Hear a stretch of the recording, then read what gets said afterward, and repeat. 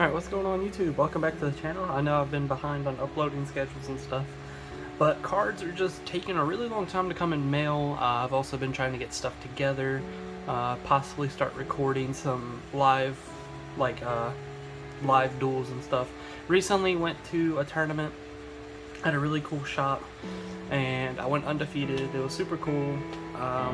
Next time I go, I'm probably going to try to record and get some live duels going. And it'll be more like a vlog style type video, which is probably what this channel is going to move towards. And I'm just going to bring you another top 5 budget decks. So you can consider some of these a pretty competitive budget deck, and then some of them are just some budget decks that are fun. So there's that.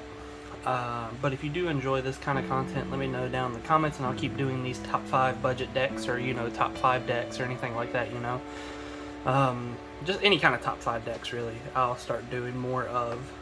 And yeah, so let's just go ahead and get into it. And we're gonna start with the more like competitive budget type decks, such as Going Second Striker. I believe Going Second Striker is a super solid option for your budget competitive standpoint, just because the deck's so strong. Going second, and you can have side deck cards to make your deck more of a go first variant, like whenever you win your first game or something, and they're gonna make you go first next game, you can side for going first, which is super strong. This deck has some pretty good matchups against like the top decks. Mainly just the main top deck right now that's a big problem is Tri-Brigade, so there's that. And with the addition of Crossout coming out, you probably have the room for Crossout in Sky Striker, and you technically plus off that card anyways because it's a spell that goes to grave. So with that being said, Going Second Striker just kind of got a little bit stronger with Crossout. Now I know it's not very budget if you buy that Crossout or anything like that. So since we're talking about a budget standpoint, the deck's still super strong. You can play tons of hand traps. You don't even have to play expensive hand traps. You play like Veilers and stuff like that. And with the new Cyber Dragon, or Cyber Dark is what I should say, the new Cyber Dark structure deck coming out, having the Infinite Impermanence in it, that's also going to make this deck a little bit better as a budget standpoint, and that's going to make a lot of budget decks better because, spend $10 and spend $30 really, and you get a play set of Imperms, which is going to make a lot of budget decks, well, a lot of decks more budget is what I should say. But anyways, Going Second Striker, super good, super strong. I think your most expensive card, if you're playing the budget version, is probably going to be like a, I don't know, maybe, I know Shizuku was up there for a little while. I don't know if she's still kind of expensive or not. I know she was up there for a little while. And since you're playing to go second budget, you're going to be playing Boral Sword Dragon instead of the Access Kotalker OTK. So there's that. And if you did want to play the Access Kotalker OTK, it's not like you're spending too much on the main deck anyways. So you might be able to, fit that into your budget.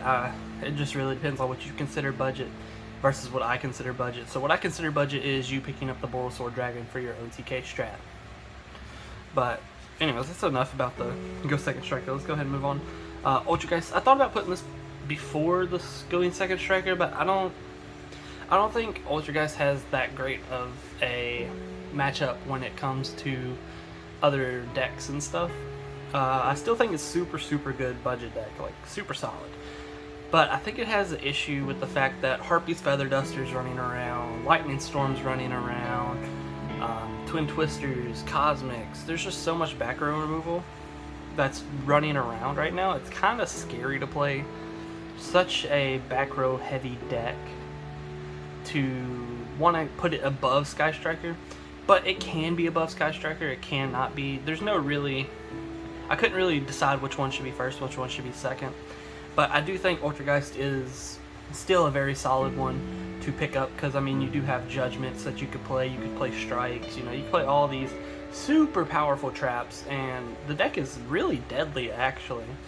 It's really good, but there is another issue that comes to it, such as, like if you go through all your resources, it does become kind of difficult to, all your Ultrageist traps, it does become a little bit difficult to keep that grind game going.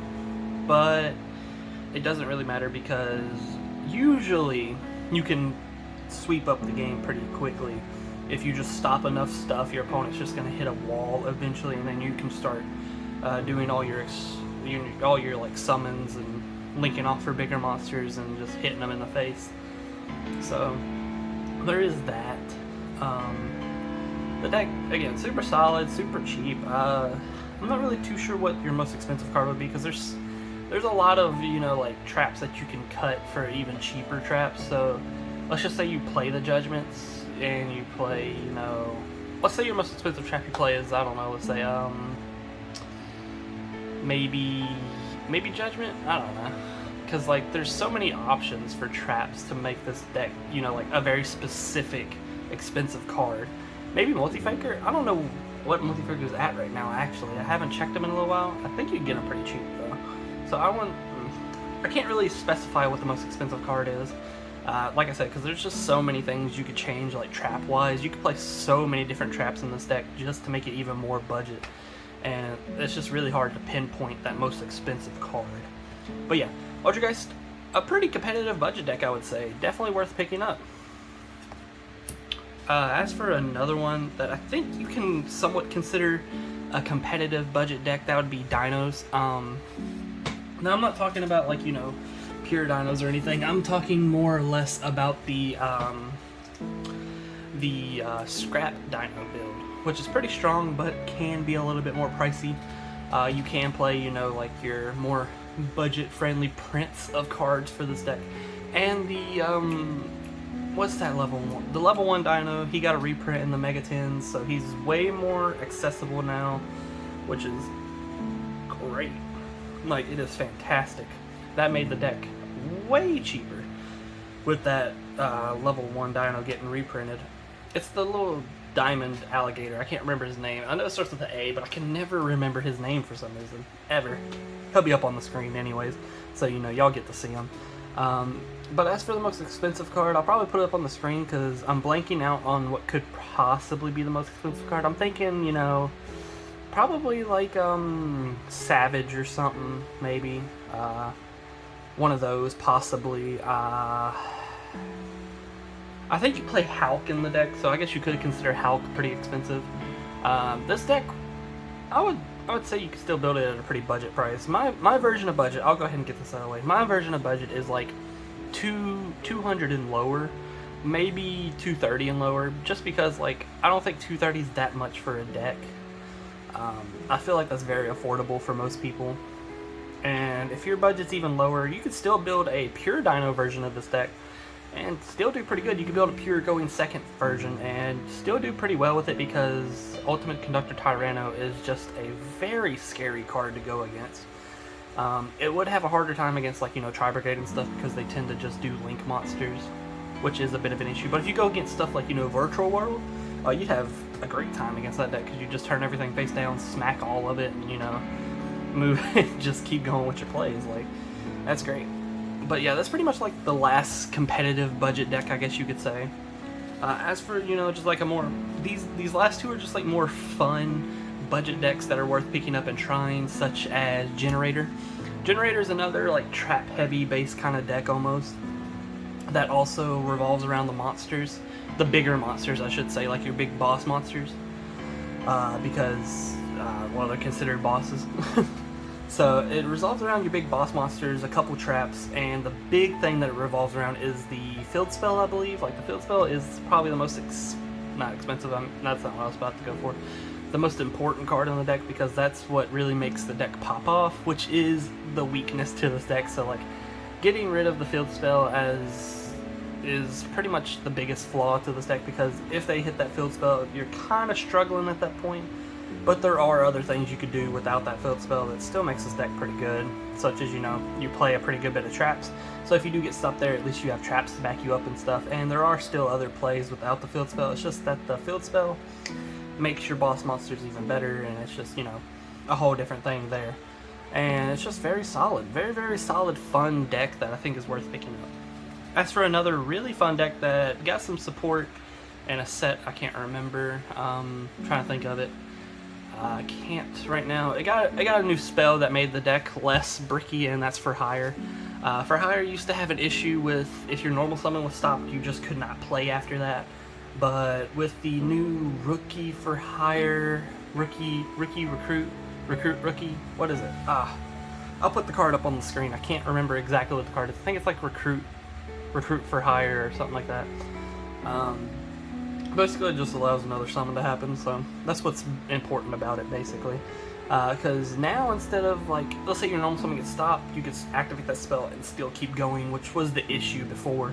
And it is a really fun deck all around. I mean, you have like stuff that can stop monsters, stuff that can stop spell and traps. You've got just some really good powerhouse cards. You can OTK with this deck pretty easily. Your most expensive card is probably going to be Beat for hire, which is the bunny.